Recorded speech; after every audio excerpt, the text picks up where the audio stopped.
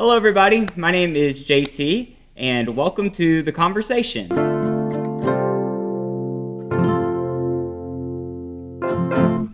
Yeah, my name's Stanley. You've met us before. Me and JT have been here, but we have two guests with us today. We've got Reverend Mike Holly and Mr. Stephen Ingram with us today. JT and I have been doing a series where we've been talking about social media and teenagers and just the pros and cons of that, how to set guidelines, and how to keep your teenagers safe when they are accessing and using social media. And we realized that JT and I had been doing these videos and we've been researching and talking about things, but neither of us actually have teenagers that are going through this. So we thought it'd be great to bring in two people who actually have teenagers at home and ask them what are the things that they're doing, and to ask them for some advice and just to share with us some of the things they're doing with their teenagers. Yeah, so we want to start off with this first question because both of you have worked in youth ministry and you've known a lot of teenagers. You've seen the social media thing grow. So we want to start off with, what is the worst thing that you've seen on social media? Like working with kids, or what's the worst thing that you've seen? Worst story you've heard, maybe? Well, I think I'll start off. You can say there's a lot of terrible things on social media, but I think the thing that I've seen that breaks my heart the most is when a kid puts themselves out there wanting other kids' attention, wanting some sort of attention or another, and they put themselves out there in either a vulnerable way or in a way that's maybe inappropriate, and then they don't get that attention. They don't get the love that they're really trying, and a lot of times they're attacked. And you can say, oh, it could be inappropriate pictures.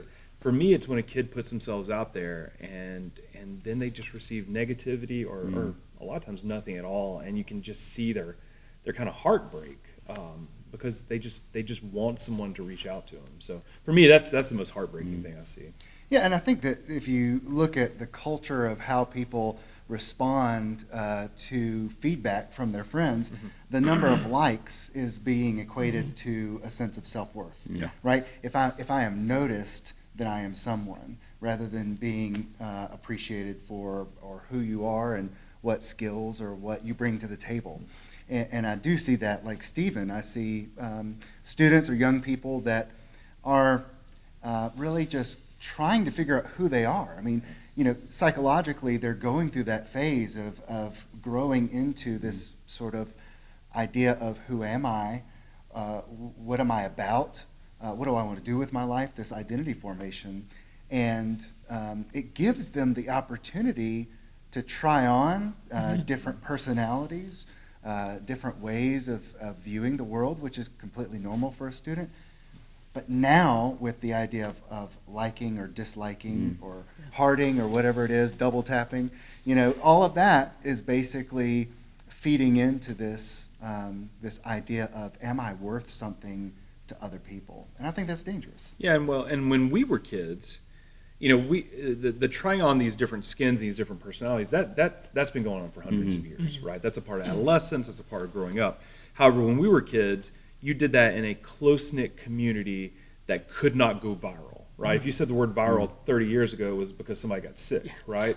And so you were able to do that in a close-knit community, whereas now students are doing that in a worldwide community, and one that is unkind, one that is not forgiving, and one that, as we said, can go viral in very negative ways. Yeah, because I think about like when I was a teenager, which wasn't that long ago, but social media was around, but I was just really bad at it. I didn't put stuff out there at all. But I think about all the mistakes I've made throughout my teenage life, and to think that like if I had been making those same mistakes, but like on a more public platform, like I could have been devastated. But to think I was making it with like my close friends who were able to be like, JT, you're being an idiot right now, and you need to get it together. Like that made it hurt less in terms of like a huge amount of people being able to see it. Yeah, that's exactly right. Could y'all give us your general thoughts on social media, the pros and cons of it? Well, I think it is something that is invaluable. It is a way, like Stephen says, it kind of gets you a broader experience and a larger community than you could ever dream of having. I know for myself that I've been able to connect with a lot of people that I grew up with. I no longer live in my home state. I live now here in Alabama, and yet I'm able to keep up with more people because of social media. At the same time, even in myself, I'm past that really age of really caring what other people think. Being a dad at some point, you stop caring what people think, and you can tell that by my jokes because I tell jokes because I think they're funny. I don't care if you like them or not. I'm going to laugh at them. But even with that sort of personality or mindset, I still sometimes get this sense of I've got to post something or I need to say something. And, sometimes it's okay to not have anything to say, to be at peace, to be still, to, be with people that are right in front of me. But so I do think it is a good thing. But one of the quotes that you guys have brought in the conversation over and over again is, we're giving our kids the world, but not teaching them how to use it. And I think that's really important is how do you help people be the right version of themselves in an online global context? Yeah, I think the first thing to say is this is a new technology, right? It's not terribly new, but in the scope of time, it's a new technology, and we've seen this happen all through history. I mean, when the printing press first came about, it was demonized, right? Because these people are able to put out their ideas without going through all these different. Well, we end up with a Protestant Reformation because of that, right? And all kinds of wonderful things, but it was a new technology that was feared, and not everyone knew how to use that. The telephone, the car, the television. If you look through history, you can see new technologies coming along, and there is broad acceptance. There's a lot of reactionary, a lot of reaction to it, and there's a lot of fear. And so I think the first thing I would say is this is a new technology that's not going anywhere, right? This is a part of our life. So we can't ignore it. But at the same time, what we have to do is we have to learn how to use it. So I think it's both good and bad. To kind of go back to your question, it connects us. It connects us with the world. It allows our viewpoints to not be so narrow in terms of we have a broader experience than we ever have before. One of the things that they were one of the names they were thinking about giving this generation, this current generation, is the plurals, because they're experiencing a plurality of ideas, of religions, of viewpoints, and that's widely because of the internet and social media. But at the same time, like any technology, it can be abused. We've seen that over and over again. It can be utilized in ways that are not helpful and that are actually harmful to others and yourself. And so for me, it's like anything. It's both good and bad. We just have to figure out how to wield this tool that we've been given. I think about television, like you were saying. Television has changed the understanding of what it means to have a conversation at the water cooler, right? Because that was all in the 1990s. It was, what are you talking about? What are you watching? And everybody was watching the same thing. But at the same time, it's also changed fundamentally how we look at different people within our culture versus, a newscaster or even a president. The way that people are seen is, how good are you on television? Television itself is both good and bad. It gave us Mr. Rogers' Neighborhood, and it gave us Love Island. That's terrible. So I think that social media can be seen in the same way. We can have real community online. It may not be as good or as enriching as a face-to-face community, but it doesn't have to be that far away from it. You can have just different. Real relationships with people through a digital context. It's just different, and there are different ways to make it meaningful. And so I think that's the thing. But then you also have to safeguard yourself from the pitfalls. Just like every other media that Stephen mentioned has a negative connotation, or it has done something that we sort of look at being negative for history. Social media, the internet, all of that is going to have, looking back, some of those same pitfalls. So taking all that into our understanding to see the pros and cons, what do you think it is that is making what it seems like our teenagers to slip up and fall in this area in social media? What do you think where do you see the places that they're slipping up, the places that the mistakes are being made? I mean, I think the first piece is that social media and technology, the internet, smartphones, it's an ever-changing landscape. And I know y'all have talked about this already before, but it's always changing. I really appreciate the list of apps that y'all gave, I believe in the first episode. It's always changing, and so for parents, it can be really intimidating because we didn't grow up with smartphones. We didn't grow up with apps. We didn't grow up with Facebook and Instagram and Twitter and all these things. And so for parents, if you didn't grow up with that, you didn't know how to navigate the mistakes that you would have made as a teenager. So that's one piece of it. The other piece is that because it's always changing, it's like trying to keep up with the stock market. I mean, it's just all over the place. It's moving constantly. That's a good example. And so it's you have to be hyper aware or have really, really good resources. And so I think the thing that's so difficult for parents is just feeling overwhelmed, completely intimidated, especially if you don't exist in that realm, to the point where you go, I just don't know what to do, and you throw your hands up, which I think is the worst response to give up. So, Yeah, I agree. I think I'll look at it from kids and parents. Okay, so for kids, I think where they slip up is they want friendships. They want to be noticed. They want to be known. They want to be loved. They want to be appreciated, and I think that not having that sort of access back in a void makes it more likely that they'll experience maybe a more deep or a more lasting sense of damage to their self-worth, or even something in terms of depression or something like that. Whereas, if you're in a group and you're not noticed for a moment, it can be hurtful. Yeah.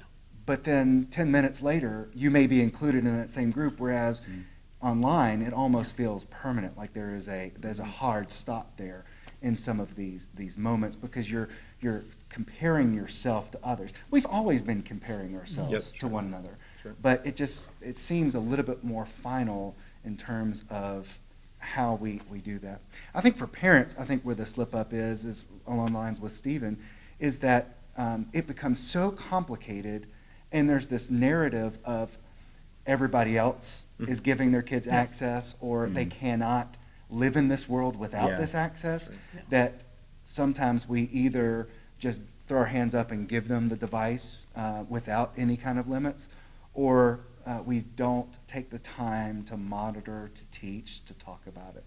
Because I've had several conversations, within my household of, I saw the conversation that you were having. Was that helpful? Was that hurtful? What's going on? What's the long-term damage or the long-term benefit from talking this way? And thankfully, nothing terrible, but just having that parental moment. Whereas if I just threw my hands up, I'm not having the ability to kind of coach and guide and parent my child through that. And they get enough of that at school where, my wife and I have this policy, the teachers are in charge of school, that like if one of my kids gets in trouble at school, the teacher's going to deal with it. I am not going to get involved. And if they say, hey, we need you to do this at home, I'm going to do it, But, the more that they're in this other world where there is no teacher, there is no guide, there is no mentor, then we're sort of leaving them out in the wilderness. And I think that is a danger for parents to withdraw completely from that space. I think one thing I would add to the student side of it too, the detriment to the student is, we've all seen it, we've all experienced it. I get on my kids fairly often. A lot of times when we're in the car coming home from school, they'll jump on their phone, and my son will be playing like a video game kind of thing. My daughter will be texting, and I tell them, I say, guys, get off the phone. And they're like, well, we're just, I don't care. We are in this space.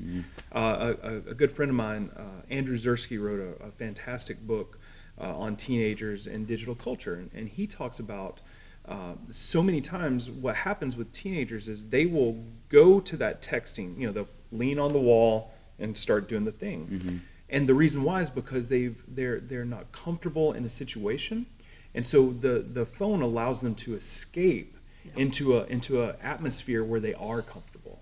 And what that does is not only does it not allow you to be in that moment, but it doesn't. You're not forced to develop those social skills to be uncomfortable and to negotiate and navigate some of those uncomfortable moments to become better and to become more sociable in those moments too. There's an escapism that happens. And to go on top of that, think about how many times when you were young, you were put in uncomfortable situations, but you had to rise to the occasion. Yeah. Mm-hmm. You know, my daughter went to a school locally. It's not a public school for elementary school, and one of the goals every year was that every kid in every grade had a role in the play. They had to be up in front of people because the idea was that part of being a functioning adult is being able to speak publicly. I'm not talking about, you know, giving a speech in front of a huge group of people, but just being yourself and being able to converse in a larger group. And that was the way they did it. And some kids are introverts. Some kids are not performers, and there's nothing wrong with that. But helping them get to the point where they can be comfortable with that, even if that's not their primary way of being, is, I think, important. They don't have to, you know, be totally successful at it, but just have those experiences so that you can fully integrate as much as possible in our society and culture. We've been talking more general. Could y'all two, as dads of teenagers, could y'all give us some specific guidelines that are enforced at your house involving social media in your teenage children? Yeah, so I'll start.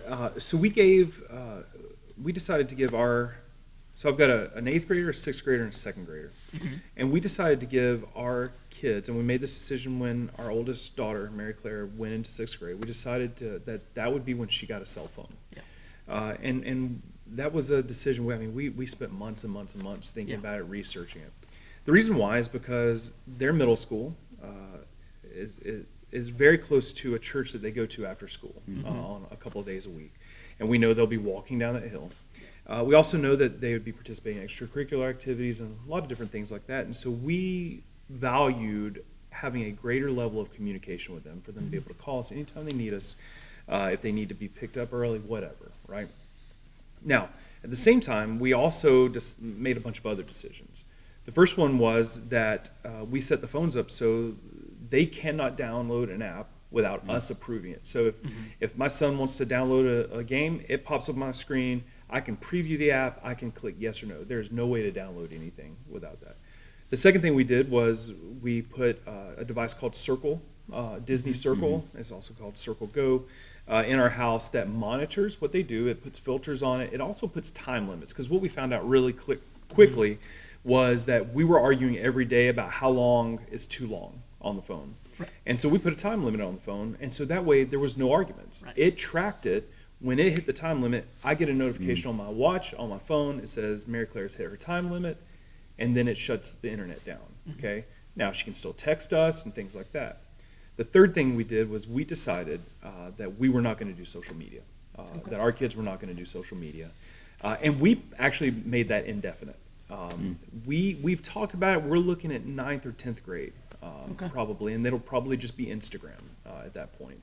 But we wanted them to go through the middle school experience without all the external pressures that come with it. And that's not a judgment call. I think different kids, different families, all can do different things. But for us, we said that's one other set of voices that we're not going to allow into our ecosphere. So.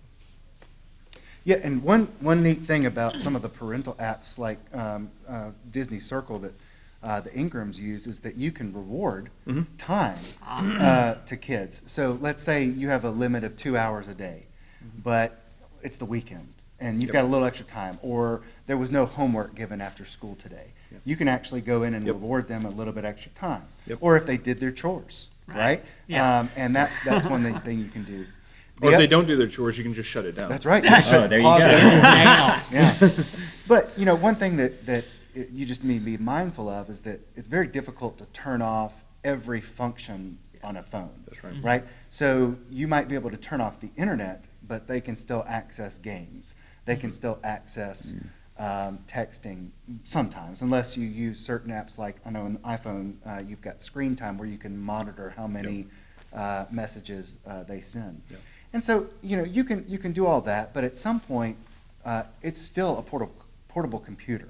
It can still be used for some functions. And so, if there is time where, as a family, you want them to be present, or if you want their bedrooms to be a screen-free zone where they can go to rest or read, then one of the things you can do is just have a designated place in the house that's not a bedroom, unless it's the parent's bedroom where everything is charged. And I think you've talked about this before, where it stays and it doesn't go into those areas. If you don't mind something like a Kindle, not a Kindle Fire that has apps on it, but just a Kindle for reading books. That's the only thing you can do. We found that that's been a way to encourage our kids to read more, where they don't have to have a reading lamp on. They can use a Kindle like that to continue to have a screen, but not have the blue light emanating from it, and also have all the other temptations on there. The other thing that you could look into if you're interested, or if you want to monitor your kids, is to look at your cell phone company, because the cell phone provider sometimes, for a fee, will give you the ability not only to track a phone, but also to set content filters, like Disney Circle or Circle Go can do. And so I know Verizon can do this because that's something we've had. And not only that, because my daughter's in a similar situation as Stephen's, where they can walk to this church after school. You can set up little spots where if they pass by it, you get notified. Oh, that's cool. So, let's say for Bluff Park, you've got a student at Bluff Park Elementary, and you want to make sure that they're safe and they actually get to Wild Rose Coffee Company. What you do is, maybe along the way, have a ping point at the school and a ping point at the coffee shop, and it'll tell you your child left this place, your child arrived at this place. And so, it's their phone. Obviously, they have to be with their phone for it to be totally trustworthy. But it's just a way to kind of have a little bit of a sense of peace. And if they leave somewhere, you could know it. So I know that years and years ago, Steve and I worked together in youth ministry. One of the tricks that kids would use is call forwarding, where they would go to somebody's house for a sleepover, and they would leave their phone there because their parents would try to locate their phone. And, they're still at so-and-so's house. And then they called the number, and the kid had set up call forwarding to go to their friend's cell phone so they could answer it there. So, again, I think you need a multi-layer approach to this to kind of think ahead and to try to figure out what they might do, and to really know and to really trust the people that are in your kids' lives, if at all possible. You cannot control everything in their lives, and how many of us grew up with our parents kicking us out of the door and not really knowing what's going on in our lives. But at the same time, I think that in this world, we really do need to not be friends with our kids' friends, but to know them, to know who they are, to know their families, so that in a pinch, if we really needed to, we could follow up and find out what's going on. And you develop a community around not only your kid, but your kid's friends. Our daughters are good friends, have been for years and years, and we've got a community of parents that we're all on text with. It's not, there used to be a mommy mafia back where we used to work a long time ago.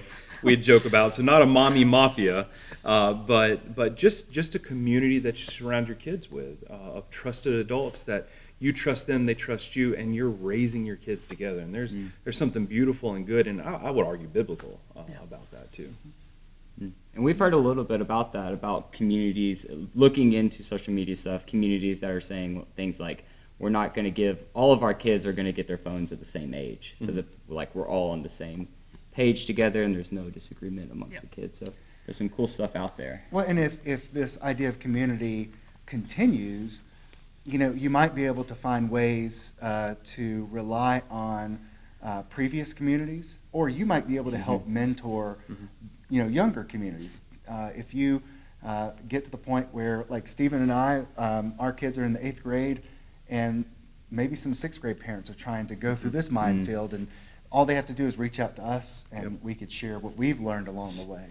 And they're going to find out new things to tell us. So, you know, in a way, it's always beneficial.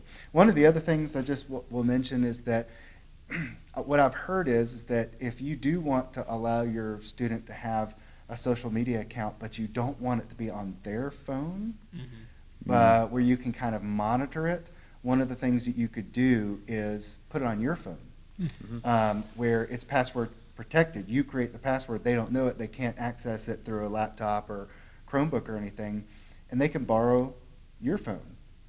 You know the pictures that they're taking, you know the pictures they're posting, and so you have direct access. Anytime you want to look at Instagram or something like that, you can do that, because some of these apps now are set up for people to have multiple accounts, because they have maybe a work account, they've got a personal account, they've got a hobby account, they've got all these different things.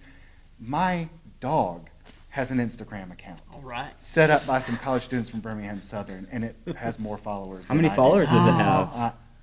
I don't want to talk about that.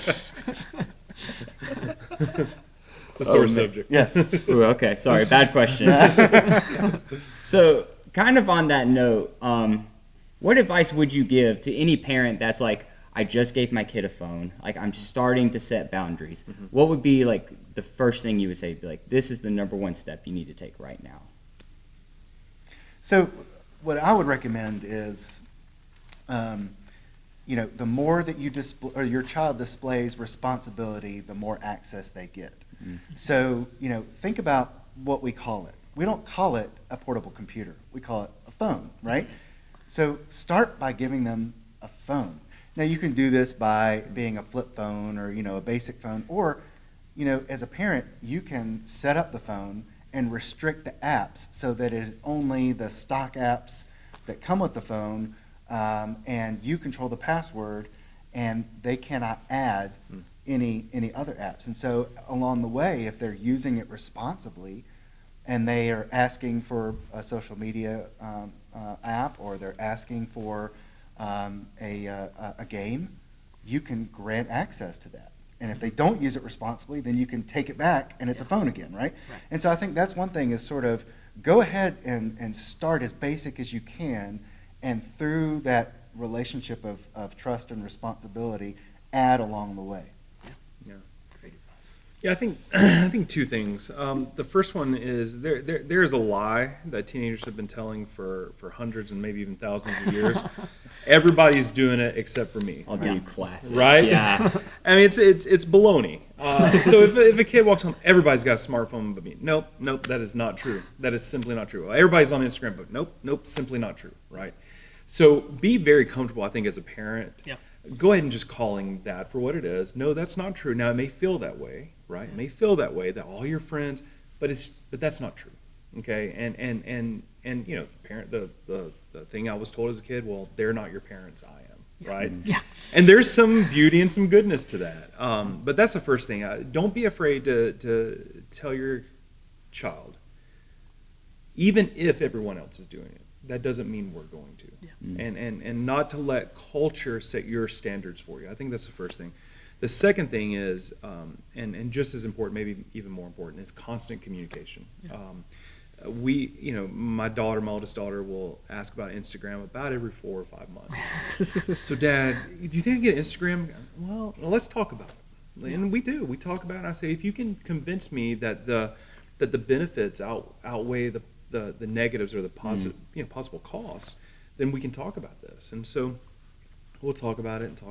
And really and truly, what it does is it allows us to communicate. It allows us to dialogue about it. It's not just a, shut her down, we're never talking about this again. It's just constant communication.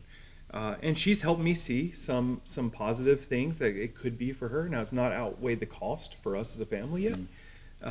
But that communication, I believe, helps us, not only in those situations, but in broader ones as well. And it's really interesting, almost every time, she'll get kind of grumpy about it, and then about a week or two later, she'll say, Dad, there's this huge drama going on Instagram. I say, so are you glad you don't have it? Well, yeah. And it's just, it's those good parenting moments where you're like, oh, okay, shoot, I'm still doing okay as a parent. Not great, but okay. But communication's huge. Yeah.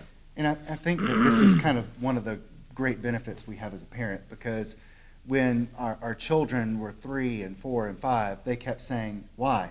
Yeah. He said, because. Well, why? Now we get to do it to them, right? And so the question is, I would like to have Instagram. Okay, well, why? Yep. Like you said, Yep. what's the benefit? Yep. What's the purpose of it? And then you're not just giving them access to something that they can then figure out and use.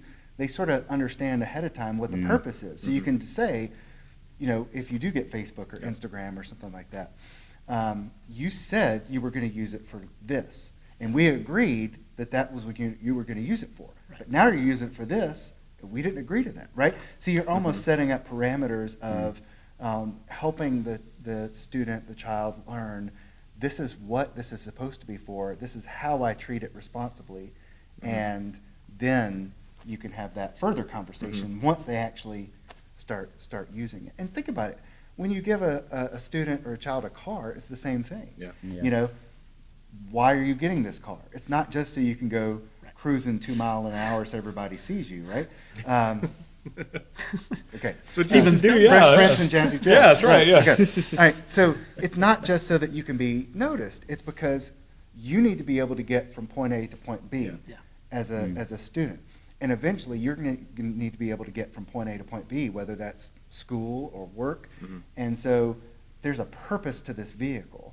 And yes, we take it on vacations. Yes, you can go and go see a movie with it. But the point of this, that we're entrusting you with this vehicle, is so that you can get to point A to point B. And if you ever use it for something that is not for that use, then, right, we've already set up the conversation where they can't say, well, I didn't know, right?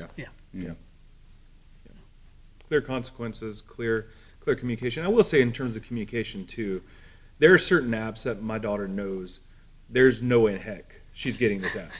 Like, I mean, for us, Snapchat, that's not going to be in our home. Never. Right? It's. I mean, I'm giving my opinion here, but it's pure garbage. Right? It's never going to be in my home because of how the company was founded. I mean, there's a lot of things behind it. Right? Yeah. And so fortunately, she doesn't want that, right? But there are some very strict things that we're like, hey, this is against our values as a family. And so these are places we are not going to go.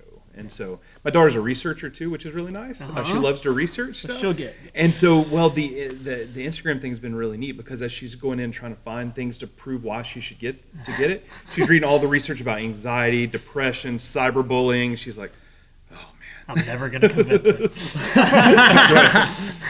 Nice. Yeah. Oh man.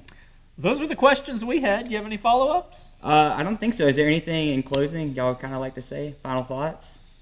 Well, I think the main thing is you're hearing a lot from us about things to look for and extra steps, and it almost seems like having a student with a phone is going to be a part-time job. And it kind of is. I mean, in a way, you're going to stay up a little later at night trying to make sure that you do it well. But in a sense, you're giving a child, a student, the ability to connect and an ability to destruct, right? And so anytime you put anything in their hands with that kind of power, you've got to make sure that it's done well. And so that's the main thing, is don't be scared by it. Ask questions. Sometimes the greatest people you can turn to are the counselors in the school system, because they see it, they know what's going on, they know that TikTok is not just a clock app. They know these things, right? And so I think that's the main thing, is to do that. And, don't be ashamed to Google stuff and look up stuff on YouTube and research it. Know that just because it's on there, on YouTube or on Google or whatever search engine you use, doesn't mean it's right. So you need to kind of look at it in a 360-degree way to make sure that you're getting sort of the truthfulness of it. And talk to people like Stanley and JT, people in the church who know students, know what's going on in their lives, and kind of get a sense of, what's out there, even if your student isn't using it yet, just so you're a little bit more prepared. Yeah, I think the only thing I would say is it's an imperfect journey. You're going to mess up. You're going to make mistakes. You might have to backtrack at different times. But go into it with grace for yourself and for the kid. The kid. I mean, again, I think about. I'm just so grateful. I'm so grateful social media didn't exist when I was a kid. Yeah. Because I probably wouldn't be here today. Right? and so have grace for yourself. Have grace for your kids, and just know that this is it's just like any part of parenting. It's imperfect. You're both going to mess up along the way, but with love and grace and care and compassion, you'll get through this together. So. Yeah. Thank you so much, guys, for coming and talking to us. We hope you all have enjoyed this video. If you haven't seen our first 3 videos, go back and check them out. We'll post a link to that in the description for this video. And then we would love to hear from you. We've heard from Mike and Stephen and what they're doing in their households. And again, we'd love to hear from all of the viewers, people watching these videos. So if you post us a comment with some ideas that are working in your house as well, maybe we can share those as a community with other parents and other people that are watching these videos. But thank y'all so much for joining us. Yeah, thanks for and this has been The Conversation, and we will see you later.